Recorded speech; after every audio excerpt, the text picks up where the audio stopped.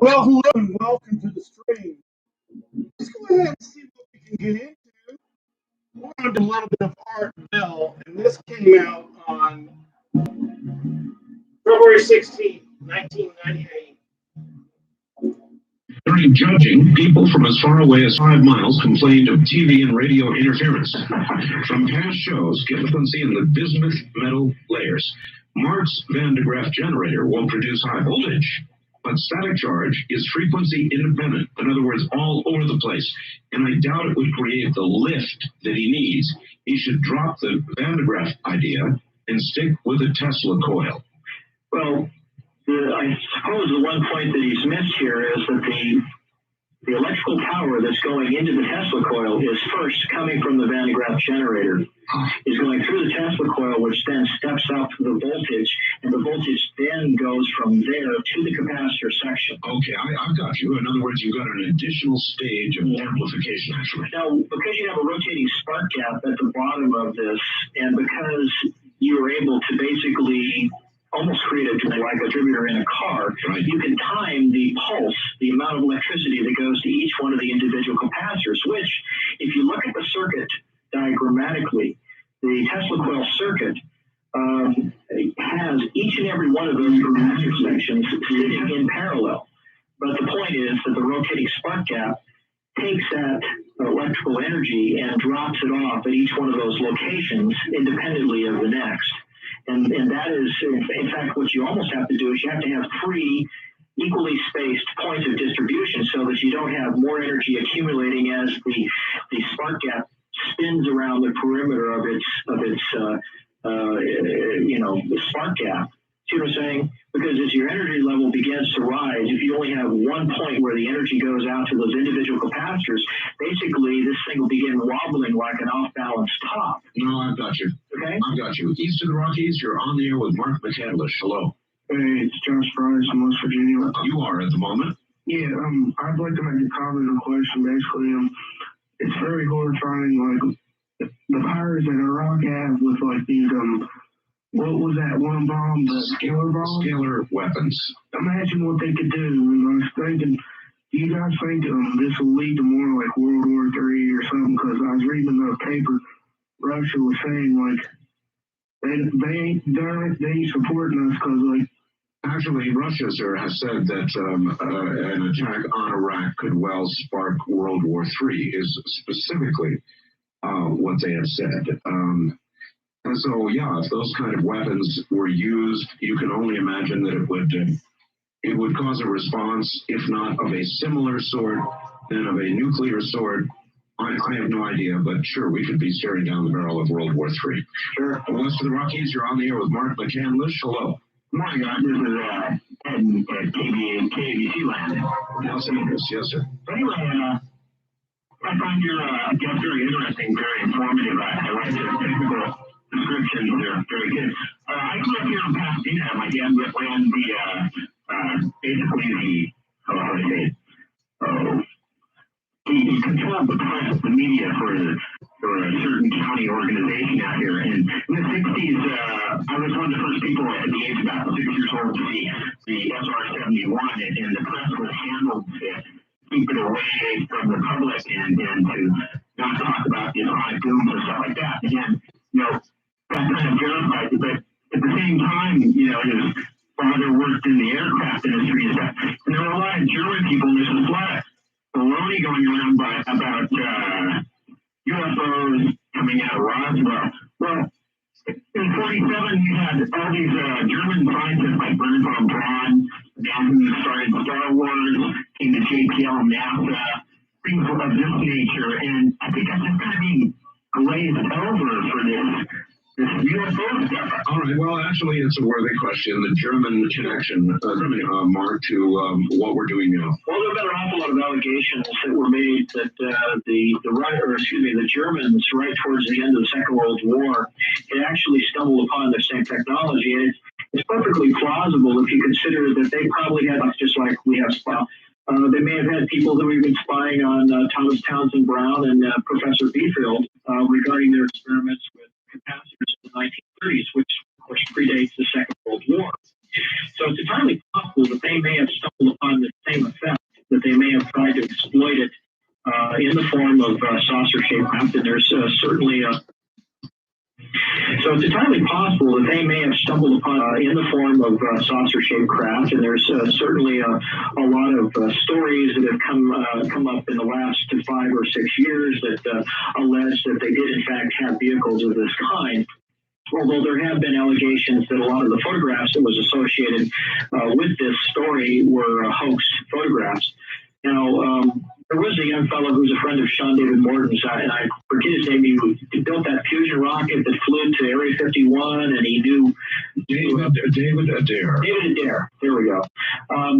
He has said, and so has Sean Morton, that there were in fact a lot of scientists that had been part of Nazi Germany that were brought over to America and employed for their expertise in rocket propulsion.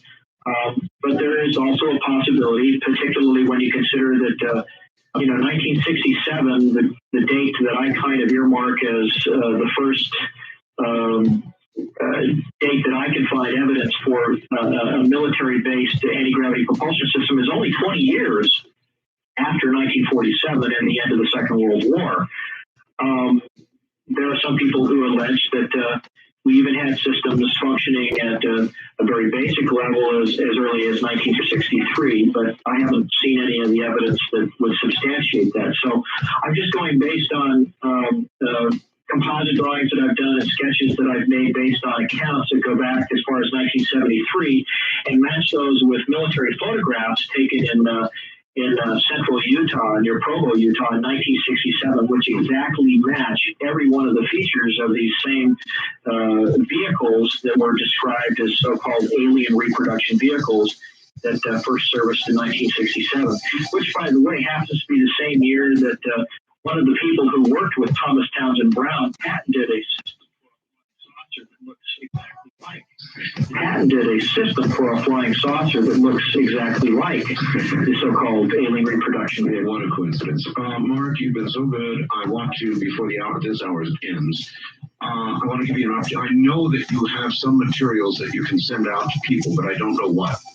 Well, in the past, I've done that, and you know what? I found it to be rather labor-intensive, and it didn't provide me as much of a return as I really felt that it should have in terms of the amount of time involved. Okay. I do have, however, I am willing to put together a reading list of the many technical papers that are available, because believe me, the people who have received the information that I've sent them in the past have indicated that it is extremely advanced, highly technical, and it's over the head of most of the people who've asked for it. So what I can do is, if they want to send me an envelope, a self-addressed envelope and $1 for my time, I'll Xerox a reading list off for them, send it back to them. The address would be Mark McCandlish, M-A-R-K, M-C, capital C, A-N-D, L-I-S-H, and the address is 2205 Hilltop Drive, number 158, and that's in Redding, California.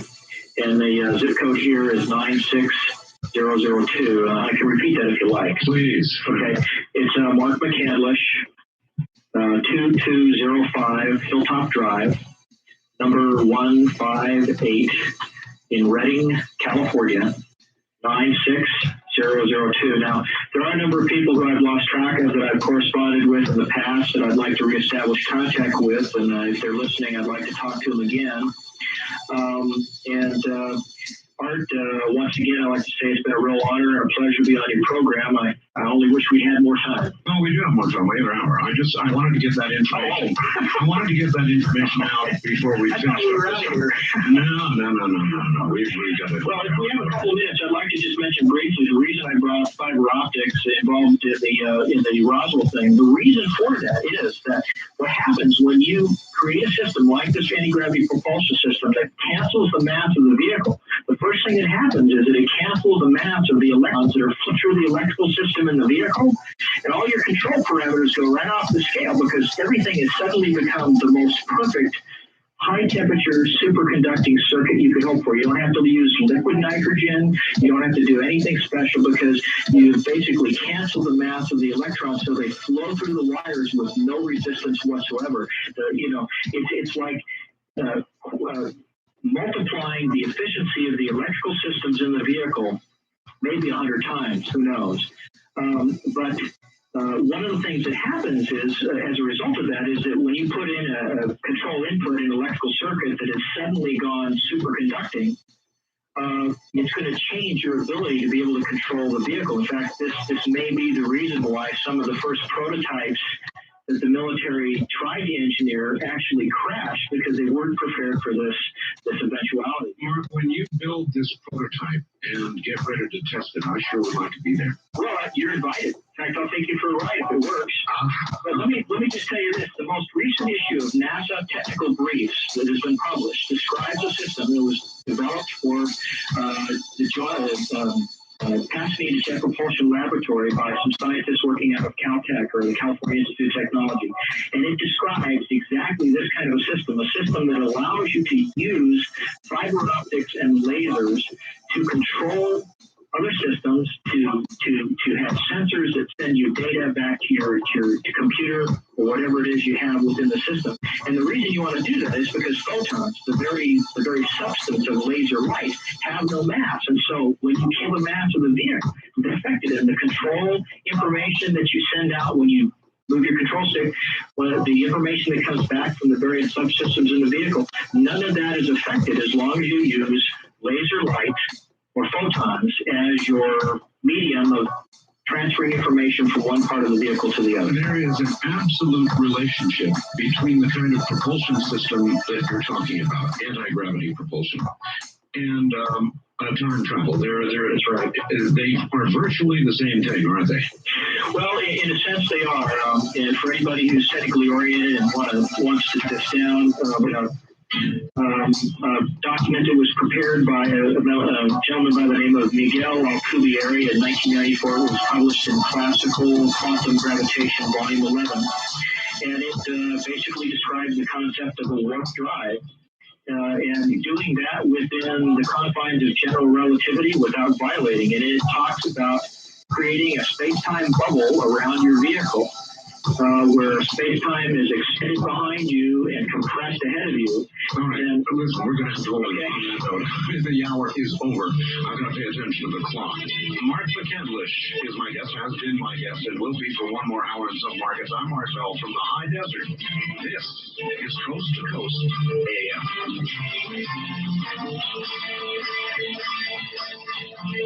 If you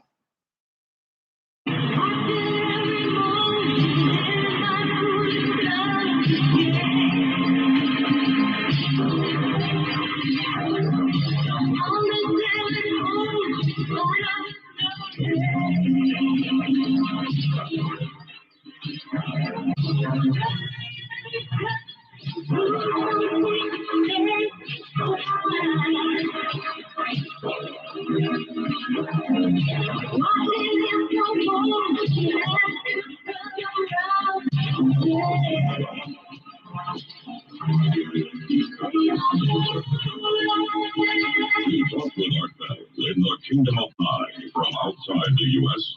First, dial your access number to the USA. Then, 800-893-0903. If you're a first-time caller, call Art at 702-727-1222. From east of the Rockies, 1-800-825-53. Rockies, including Montana, Wyoming, Colorado, and New Mexico. Call Art at 1-800-618-8255. Or call Art on the wildcard line at area code 702-727-1295. This is Coast to Coast AM from the Kingdom of Nye. By the way, the KI is Nye County, Nevada. I get a lot of emails about that. And speaking of email, if you want to send me something, you can. It's artbell@AOL.com. That's ARTBELL, lowercase, at AOL.com. I get a lot of email. For example, Art, every night I check your live studio cam, and you always have a different t-shirt on. How many do you have anyway? Have you ever considered wearing a suit or maybe even a tuxedo?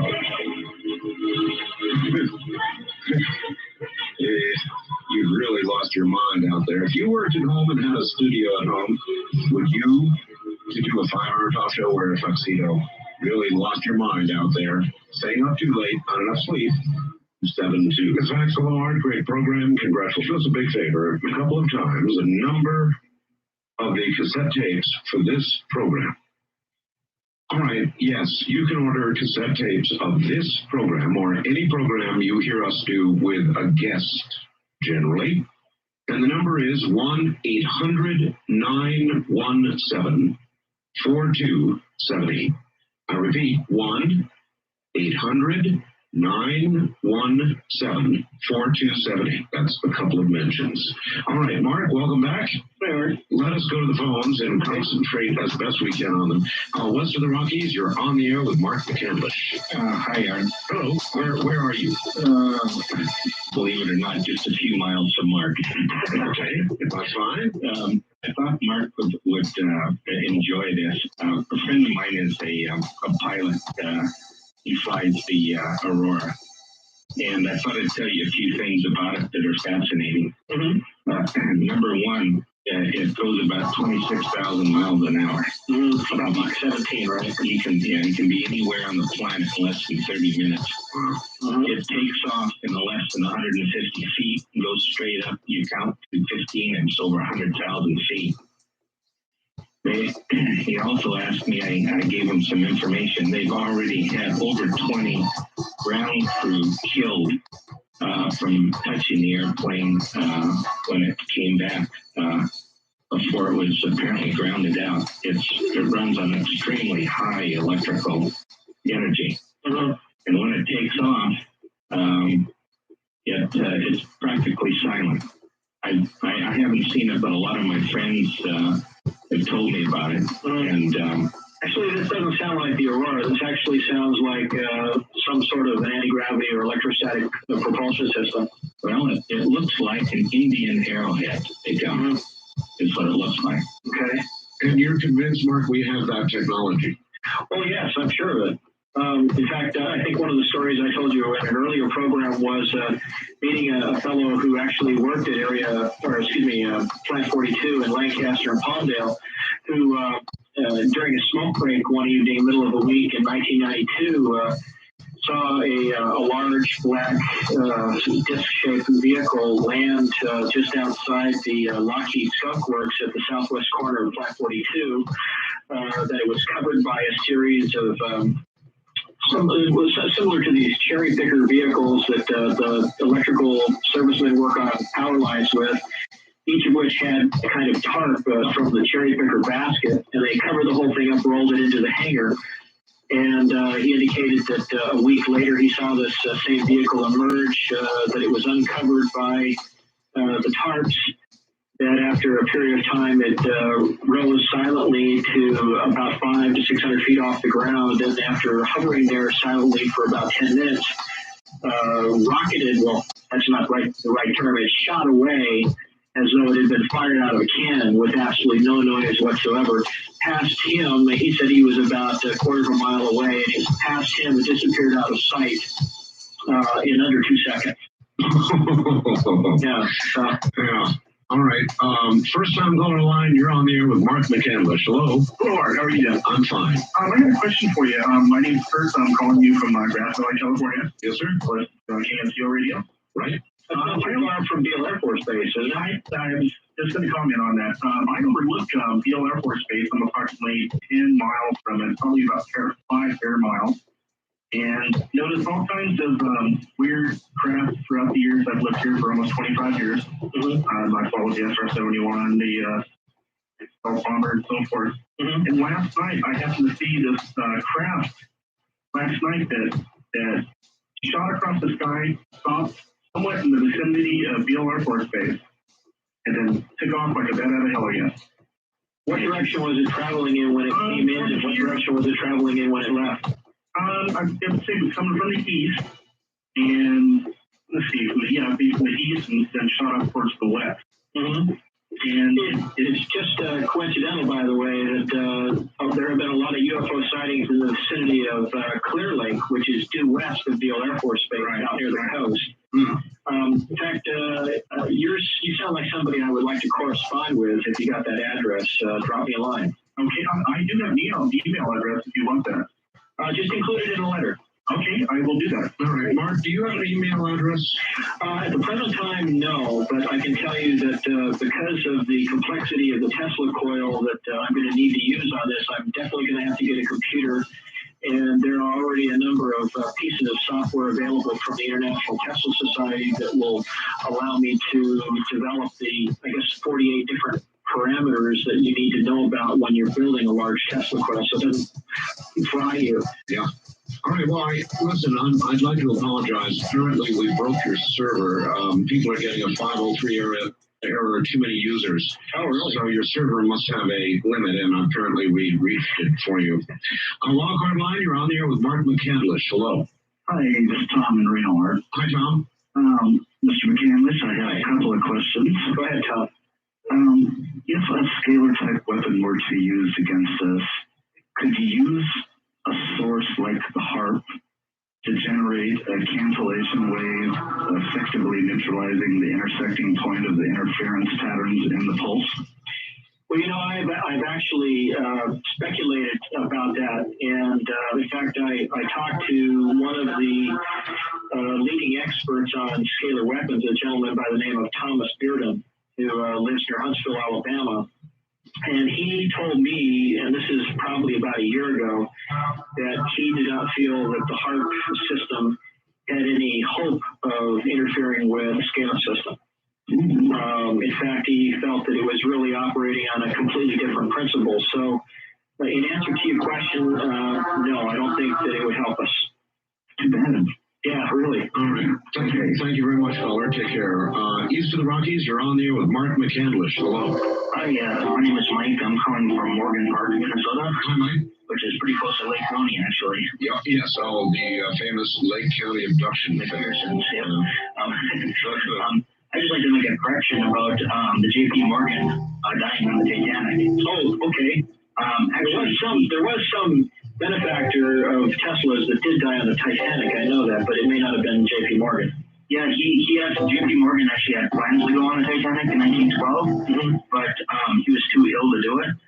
So he actually died in Rome in 1913, the next year. So that's what happened. All right, well, we appreciate the correction. Thanks. Thank you. But there was a benefactor on the Titanic. Yeah, that's right. All right, west of the Rockies, you're on the air with Mark McCandless. Good morning. Hi, my name is Jeff, and I'm in I can just barely I hear can you. barely hear you too, Jeff. You're going to have to yell at us. Yeah, where are you? I'm in San Bernardino, California. All right.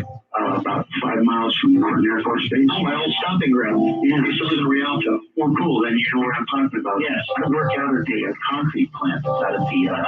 You see right out the right away. Yeah. And I guess it was probably about 1989 or so, at a real early start time. And me and about 3 of the other drivers saw this aircraft take off. And it was going so fast. But actually, the only thing I really noticed about it was the wheels, the landing gear. Right. They looked like they had like steel braid on them. That's right. You're exactly right. The aircraft you're talking about is the Aurora. That was the one. Well, That did show. It was November 12th, 1988. there you go. You're welcome. Does anybody have I keep getting sent photographs of supposed auroras, and I don't know what an aurora should exactly look like, so I don't know when I'm getting a real photograph. Well, the vehicle that he was describing there just a minute ago was the one that had the kind of flattened out football shape. And the reason for the braided stainless steel mesh that basically made up or simulated the tires was because of the extreme heat that the airframe is subjected to traveling at 26,000 miles per hour, or, Mach 17 or somewhere above that speed. The entire vehicle is covered with the same kind of heat ablating tiles like you would find on the space shuttle. And the fuel system consists of what they call slush hydrogen, or it's almost like hydrogen that's been compressed so much that it's not even a liquid, it's more like a milkshake. And this material is pumped through the skin of the vehicle to try and keep it from burning up, in spite of the fact that it has space shuttle tiles all over it. That same heat is used to liquefy the fuel and then eventually atomize it before it's injected out through those little fuel ejectors that are on the outer surface. But the individual that I spoke to, who was at this presentation that involved Senator Cranston and Congressman Georgie Brown Jr., actually had an opportunity to walk under this vehicle, and he said that it had 121 vertical launch tubes for nuclear reentry vehicles on the underside of this craft. And the system for launching these nuclear reentry vehicles was so elegantly simple, it just defies description, but I'll give it to you in the basic. There is a circular tile on the outside of the vehicle with explosive bolts around its perimeter. Up underneath that is a three-piece fiberglass bow or spacer that holds a triangular-shaped reentry vehicle that is pointing down.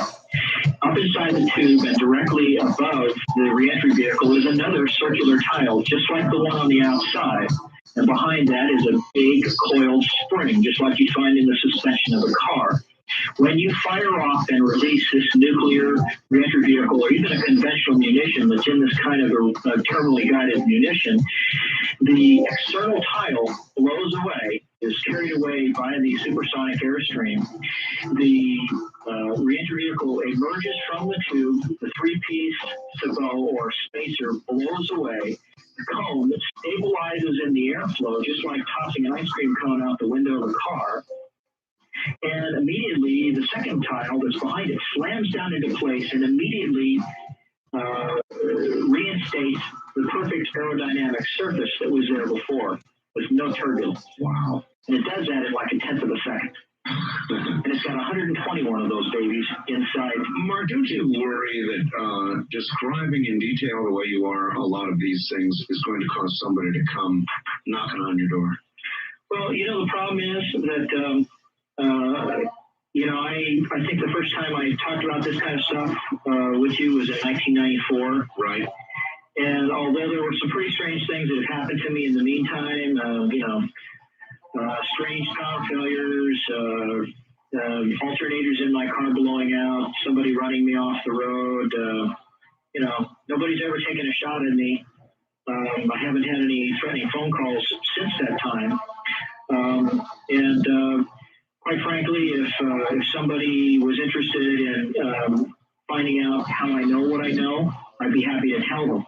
It's just that I don't feel comfortable disclosing actual names of sources over the air for obvious reasons. Sure. But, I would just be recruited into a program and get to play with this stuff rather than sit around speculating. You know what I mean? I do. East of the Rockies, you're on the air with Mark McCandlish. Good morning. Art, Yes. I'm glad to hear you back hailing Hardy, boy. Good. Where are This you? is Dave, and I'm in the boondocks just south of Columbus, Ohio. Okay. I have a question for you and one for Mark. Mark, do you know John Hutcherson? No, I don't.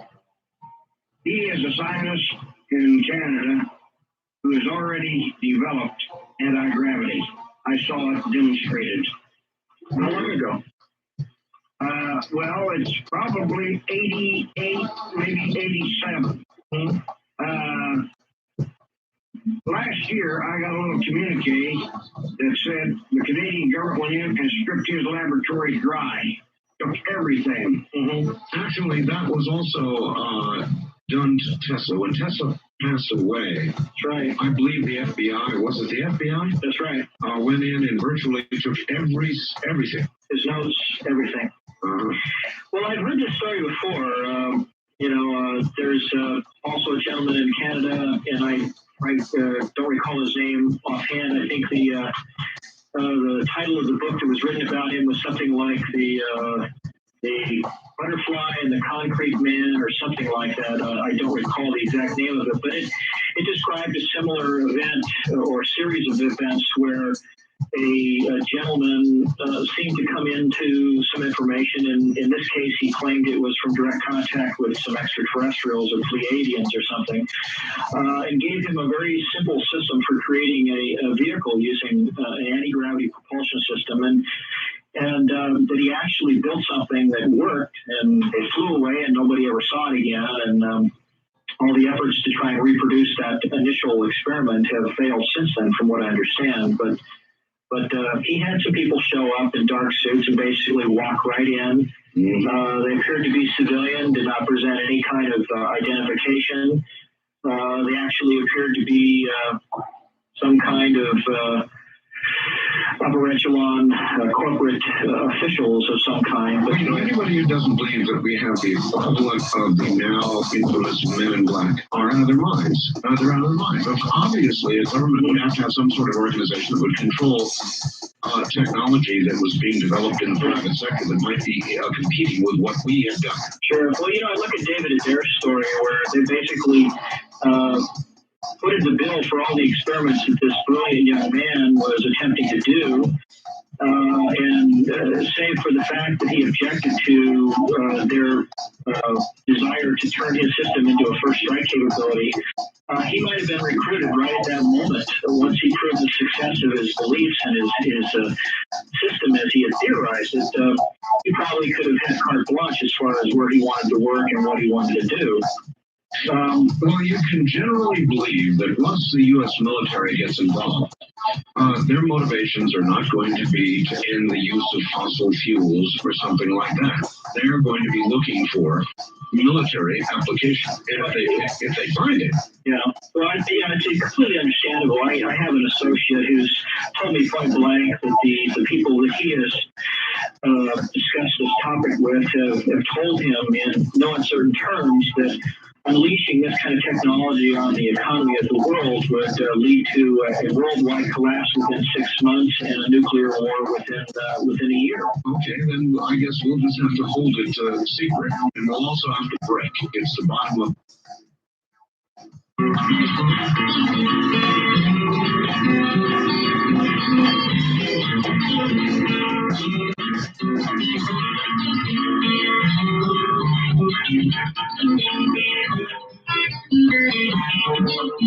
To talk with Art Bell in the Kingdom of High, from east of the Rockies, dial 1-800-825-5033. 1-800-825-5033. West of the Rockies, including Montana, Wyoming, Colorado, and New Mexico. 1-800-618-8255. 1-800-618-8255. Now again, here's Art Bell. Good morning, Martin McCandlish is here, everybody. No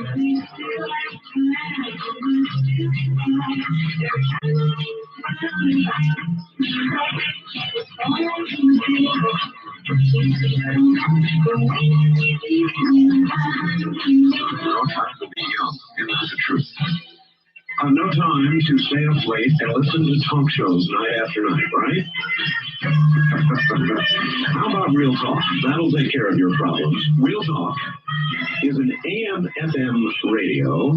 It is digital. It's black. The readout is white.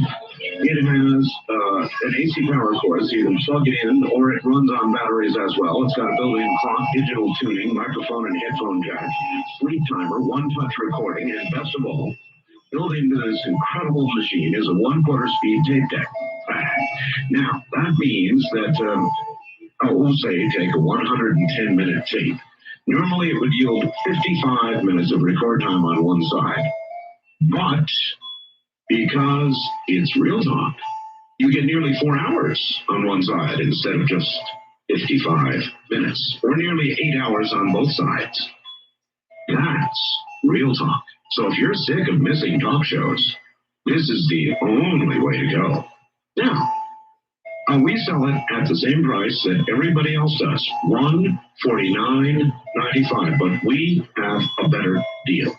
We include shipping and handling free of charge, very non-trivial amount of money.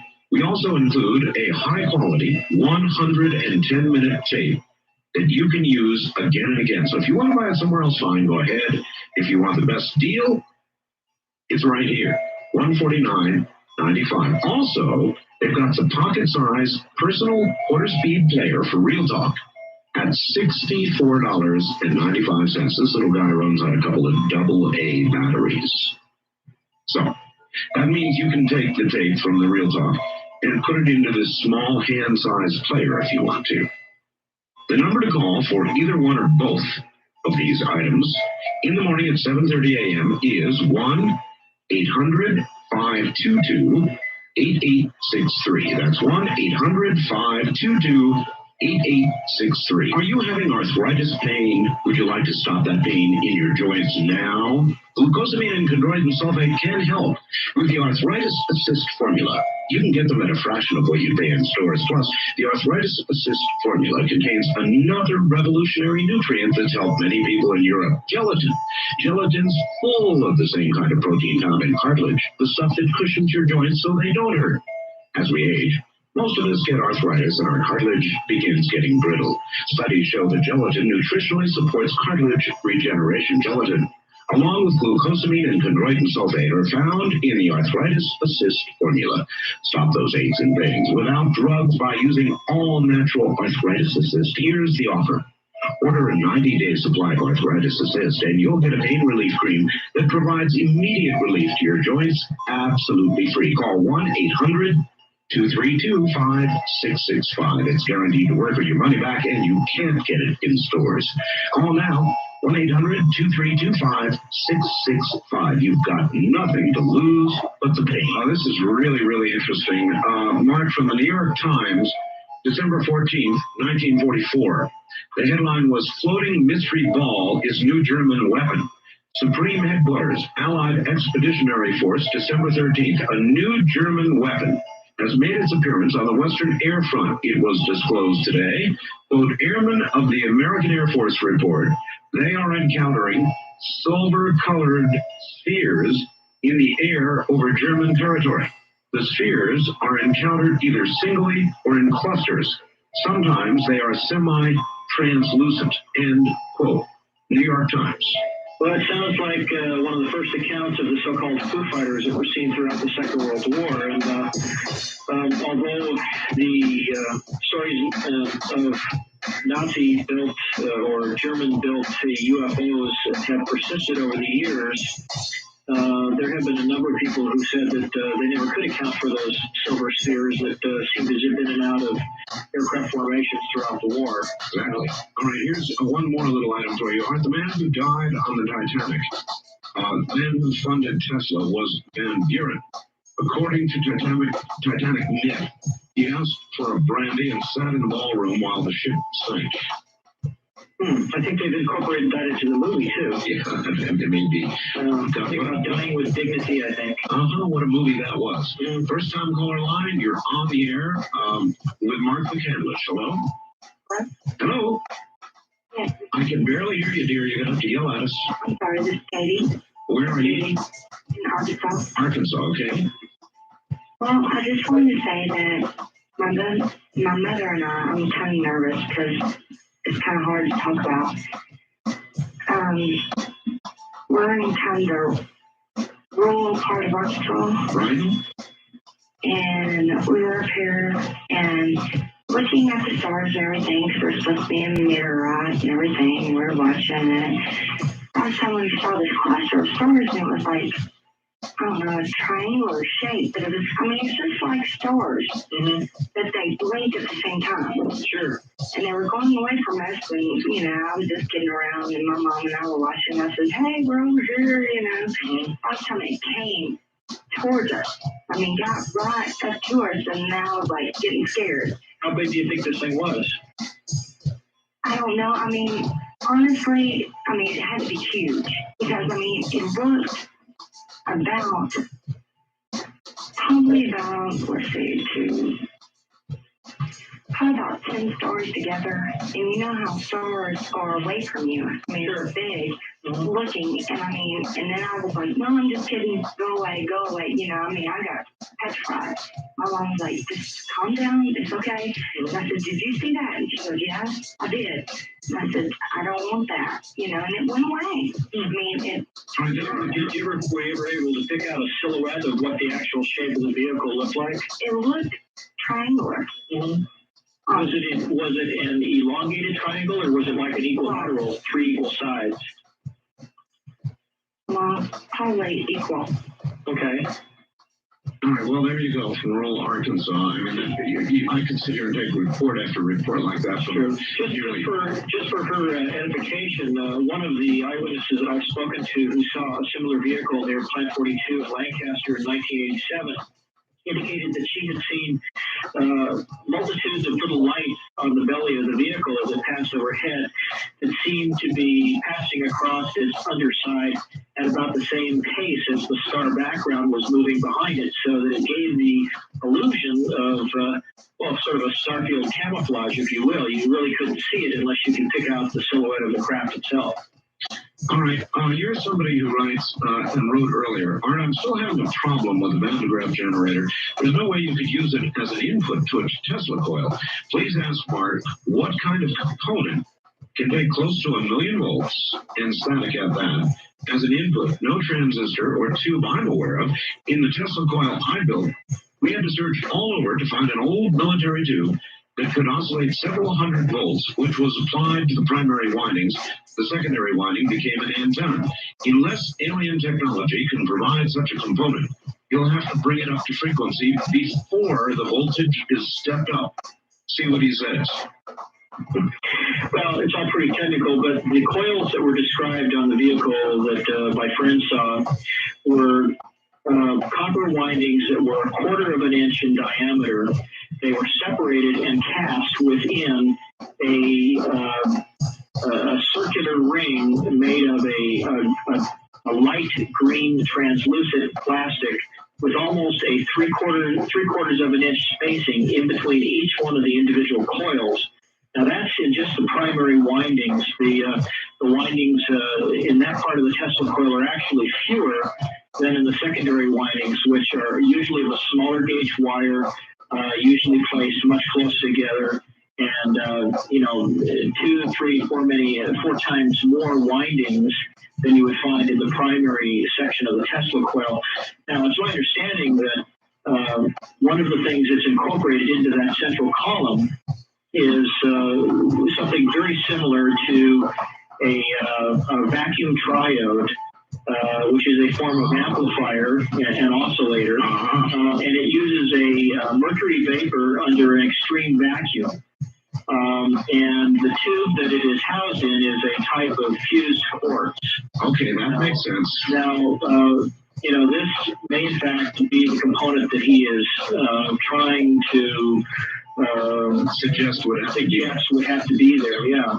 Okay, I got you. Wildcard line, you're on the air with Mark McCandless. Hello. Hello. Calling Spokane. Yes, sir. KGA. In 1908, in Tunguska, there was an explosion that destroyed 1,000 square miles. I want to know if you thought possibly that could have been Tesla experimenting with his version of this EMP thing.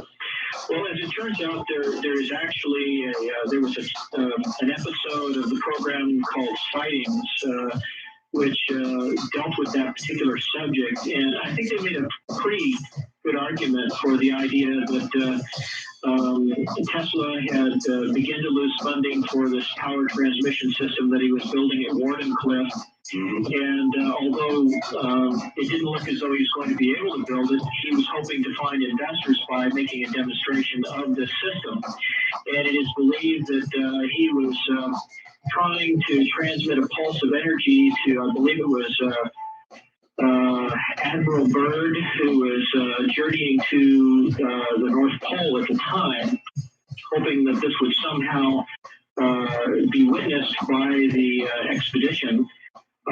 But that the speculation in the article that I've read concerning this and the program that was aired on television suggests that Tesla had his coordinates off and that this pulse of energy actually came out of hyperspace over Tunguska and basically unleashed all the electrical energy that he pumped into it. Now, I have no idea whether it's true or not. I'm not even sure whether it would have been possible. But if you look at this in the same way as that earthquake machine that I described earlier, where you send out a pulse, in this case of electricity, and you find that resonant frequency of the earth itself, and then you pick a nodal point somewhere on it, like plucking a particular part of a guitar string, and you hit a particular frequency, you may in fact be able to get physical results at a distant location. And that may have been what happened, but I honestly couldn't tell you. I don't know. All right, traffic has eased a little bit, folks, and if you'll go up to my website and go down to the photograph of Mark McCandlish and click on his name, it will take you to his website, and now you can make it in. Or at least until enough of you hear this announcement, go up there and crash it again. East of the Rockies, you're on the air with Mark McCandlish. Hello. Hello? Hello. Mr. Bell? Yes. Mr. McCandlish? Yes. I've been researching this electrogravitic topic for quite some time. By the way, this is Carlos in Chicago. Hi, Carlos. And one thing I've found is that photons actually have mass. If that was not the case, we would not have an electromagnetic spectrum, and there wouldn't be the high interaction rate that photons have. Otherwise, if they had no mass, they would be more like neutrinos. Another thing is, I think that... did you discover this in a laboratory environment or mathematically? This is reviewing the information, basic physics information. Well, it is true that if a photon strikes certain materials, that it will basically decay or come apart, forming an electron and a positron, both of which have mass. So it does kind of make one wonder, how can a particle with no mass or a quantum packet with no mass yield two smaller particles that do have mass? It's an interesting. Well, it's because of the inertial field, you see, that they can interact with each other. Mm-hmm. It is because of the mass that the brute force mass particles have, that the lighter particles, such as photons, have, that make it possible for them to interact with each other, like two particles having mass and their inertial field forming a gravitational field between them. Mm-hmm. Now, one of the things that I noticed that Tom Burden has said in some of his papers is that a photon is basically just an electron that has, as he calls it, ortho-rotated out of this reference frame or this dimension by 90 degrees. Now, I'm not sure if that helps to answer part of your question, but it may suggest that a photon is actually an electron that's sort of hovering on the fringe of this dimension before passing into hyperspace. All right. West of the Rockies, you're on the air with Mark McCandlish. Good morning. Yeah, hi, Art. Mark. Hi. Where are you, sir? I'm doing fine. No, I say, where are you? Oh, I'm in San Diego, sorry. Fine in San Diego. Okay, go ahead. Well, I have three quick statements and questions. Well, actually, maybe a little bit more. One, your fellow that needs the parts of the Tesla coil, if you want to keep me on the line, I can help him out. Well, I can't keep you on the line, so you'll have to contact him. We gave his address. We'll give it again. Okay. Second of all, what the last fellow said, I generally agree with. Now, back to what I had to say is, you had a person on the air, 2 nights ago, about the transcapacitor? Yes, Jack Schumann.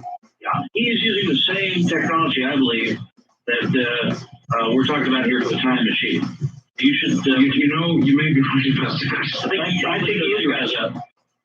I think you're right. The thing is, okay, I've built my time machine, right? Mm-hmm. What do you push it off from? Because once you're off planet Earth, there's a lot of empty space out there. And moreover, how quickly do you accelerate? These are all good questions. How do you control the rate of acceleration?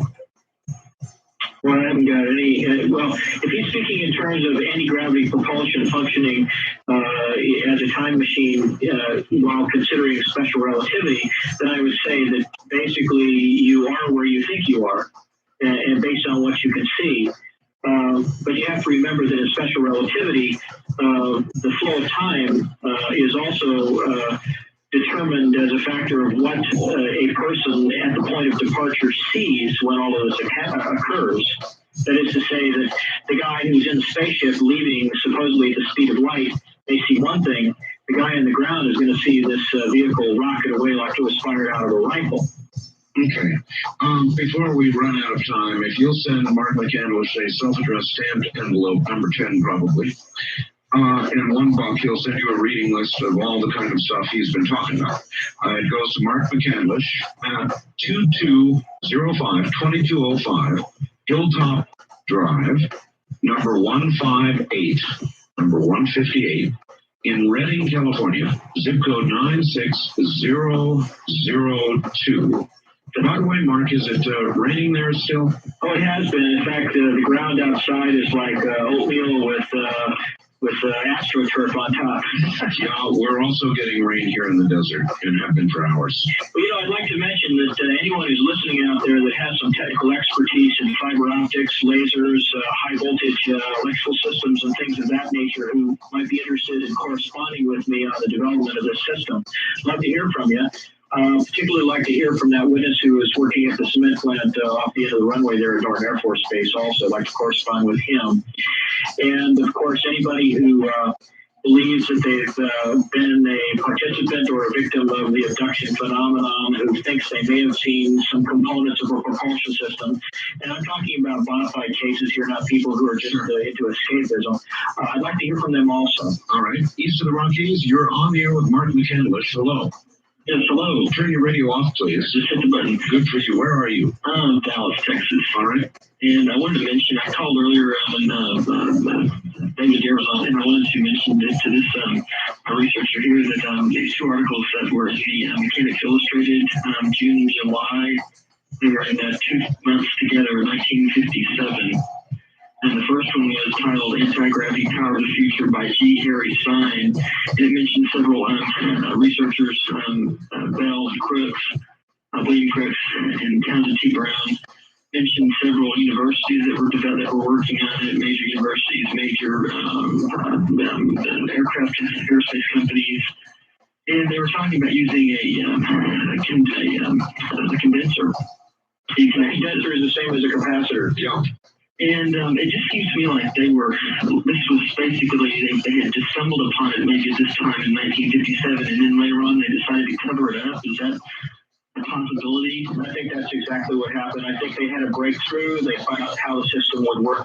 And the interesting thing about the development of the system is that if you look at the way the components are oriented, the capacitors all pointing outward from the base of the Tesla coil, you find that the electrical field that's generated by the Tesla coil itself is also radially oriented like that. And so what happens is that in each one of the capacitors, you have the electrons that are stored as a potential there. They're all lining up like little soldiers in a line, almost like those ball bearings that you see in that little GIF at the store where you take one out and you let it go and it hits back and forth. That is essentially the foundation of what is called a scalar wave. In 1903, a gentleman by the name of Edmund Whittaker wrote a paper indicating that if you could modulate a scalar wave, it would resonate everywhere in the universe simultaneously, which right there and then, the guy was basically saying superluminal or faster than light speed communication is possible. It's also one of the reasons why but I think it's being incorporated into this propulsion system, and I also think it's one of the reasons why the SETI program, as it's currently structured, is never going to find any interplanetary communications with aliens, because they're listening with the entirely wrong type of ear, so to speak. They're listening for scalar transmissions rather than radio frequency transmissions that are limited to the speed of light. Right. I just recently obtained a book that I got on advice of David Adair, Paul Hill. Have you heard of him before? Oh, yes. Unconventional flying object. It's his reason. I haven't really had a chance to really go into it. Does he pretty much parallel what you're talking about with using the, you sound like you use 3 components, the Tesla coil, that condenser, and a Van de Graaff generator you said earlier? Well, that's what I'm proposing. You could also try something like a WIM source electrostatic generator, which is the kind of thing that Fred Bell had talked about in his time machine. But Paul Hill, in his book, goes through and analyzes a multitude of UFO cases that breaks down the evidence according to the kind of factors that it would answer from a technical perspective. That is to say, if you have a certain kind of radiation that's been detected in a certain case where there was a sighting, does that mean that this vehicle was emitting X-rays or gamma rays or what have you? Mark, we are out of time. Okay, well, Show's over. it's a good book. It's been a good show. Listen, my friend, thank you so very much. It was an honor, Art. We will do it again. Always too much to talk about, not enough time. Really. Thank you, my friend, and good night. Good night. That's Mark McCandless, folks, and I hope you enjoyed it. I told you you would. I told you you would. All right, tomorrow night we'll be talking about Devil's Hole, which can be viewed on my website. We've actually got a picture of this hole. That's tomorrow night. To get a copy of what you just heard, call 1-800-917-4278 from the high desert. Good night.